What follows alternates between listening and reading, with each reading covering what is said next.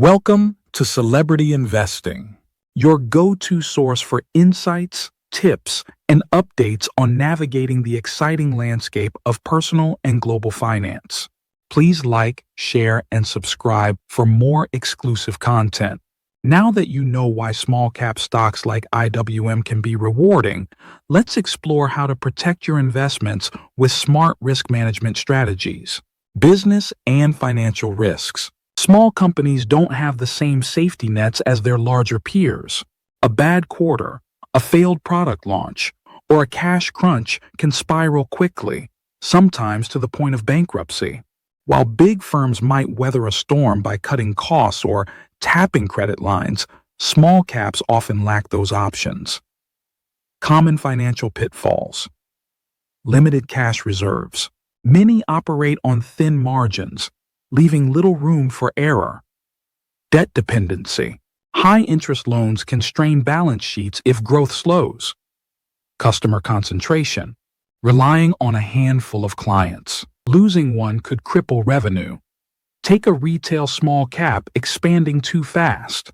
If sales miss expectations, it might not have the capital to cover leases, forcing store closures or worse. Unlike Amazon, which can absorb losses in one area with profits elsewhere, small caps don't have that luxury. The upside. These risks are what keep many investors away, which means less competition for those who do their homework. The key is sizing positions appropriately and never betting more than you can afford to lose. How to invest in small cap stocks. Small cap stocks don't have to be intimidating. Whether you're hands-on or prefer a set-it-and-forget-it approach, there are smart ways to get exposure without reckless risk. Your strategy depends on how much time you're willing to spend researching and how much volatility you can stomach. Let's dive into 3 practical methods. Direct stock purchases. Buying individual small-cap stocks means you're betting on specific companies, so research is key. Unlike large caps, these firms don't have decades of earnings history or armies of analysts dissecting their finances. You'll need to dig deeper. Focus on these metrics when evaluating small caps. Revenue growth. Look for consistent upward trends. A 20% annual growth rate is strong for small companies. Profit margins. Are they expanding? Thin margins can signal vulnerability if costs rise. Debt levels. Check the balance sheet. High debt can sink small firms during downturns. Management. Scour earnings calls. Founders or execs with skin in the game, large ownership stakes, often align with shareholders. Tools like SEC filings, 10Qs, 10Ks, and investor presentations reveal more than headlines. Crowdsourced sites like Seeking Alpha can help, but verify data yourself. One red flag. A company burning cash without clear profitability plans. Small cap ETFs and mutual funds. Not up for stock picking hassle. Broad-based ETFs like iShares Russell 2000, IWM, or mutual funds spread your risk across hundreds of small caps. You get the growth potential without betting on single companies. Advantages of ETFs and funds. Instant diversification. One purchase covers sectors from tech to healthcare. Lower volatility. A single stock's crash won't tank your investment. Liquidity. ETFs trade like stocks, so you're not stuck with illiquid holdings.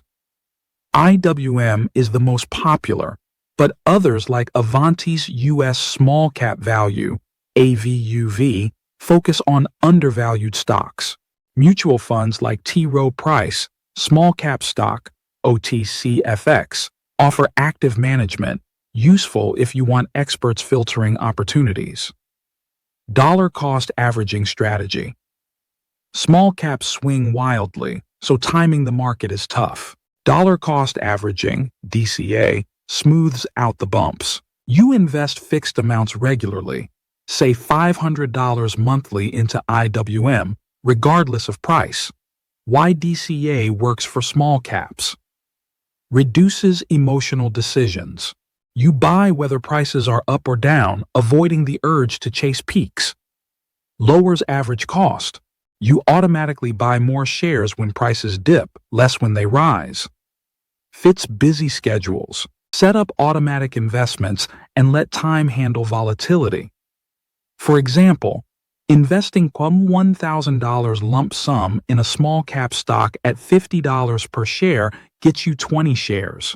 With DCA, splitting it into four $250 buys at $40, $50, $45, and $55 nets you 25.4 shares, a better average price. No crystal ball needed. Key metrics to evaluate small cap stocks. When sizing up small cap stocks, it's not just about spotting potential, it's about verifying it. Unlike large caps with decades of financial history, these companies require a closer look at the numbers that truly move the needle. Focus on revenue growth, financial health, and the people behind the business to separate the hidden gems from the hype. Revenue and earnings growth. Small cap stocks live or die by their ability to grow quickly. You're not investing in stability here. You're betting on acceleration. Look for companies delivering consistent revenue and earnings growth, ideally above 15% annually. That's the pace needed to outrun competitors and justify higher valuations. Why growth rates matter. Survival mode. Smaller companies reinvest most profits back into the business.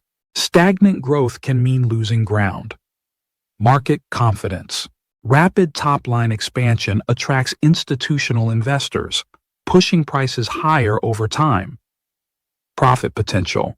Earnings growth often lags revenue early on, but if margins improve as sales climb, it's a strong sign. For example, a small tech firm doubling its sales year over year might be pouring all profits into R&D.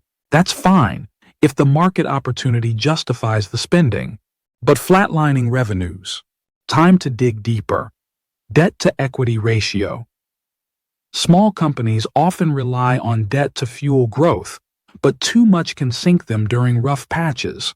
The debt-to-equity (DE) ratio, total liabilities divided by shareholder equity, helps gauge financial risk. A ratio below 1.0 generally means a company funds more operations through equity than borrowing, which is safer. What to watch for?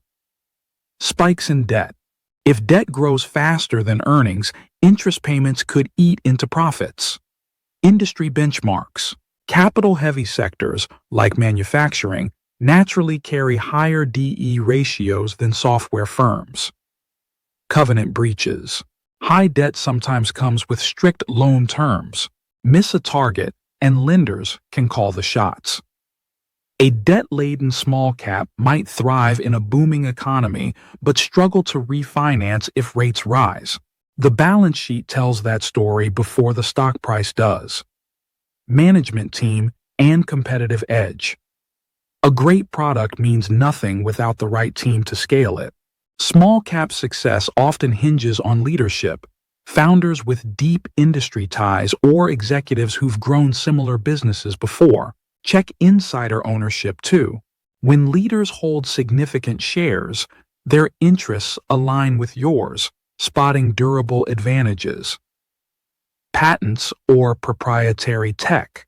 Legal moats protect margins. Think pharmaceuticals with exclusive drug licenses. Niche dominance. Regional brands or specialty manufacturers can fend off giants better than generic players. Customer lock-in.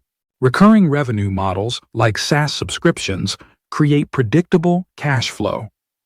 Ask, could a bigger competitor easily replicate this business? If yes, the edge might not last. Companies with unique supply chains, hard-to-copy software, or cult-like customer loyalty. Those are the ones worth tracking. This video small-cap stocks like those in the IWM ETF blend high growth potential with higher risk. They can outperform during market rallies and offer diversification, but their volatility and liquidity challenges demand caution. The key is balance. combining thorough research with smart strategies like dollar cost averaging or ETFs. If you're drawn to their upside, start small and stay disciplined. Always verify financials, watch debt levels, and consider professional advice if needed. The best investors don't avoid risk, they manage it. Ready to explore small caps? Keep learning before you leap. Stay tuned and continue to watch our videos to gain valuable insights into the world of finance. Subscribe, like, and share to continue your journey to financial success.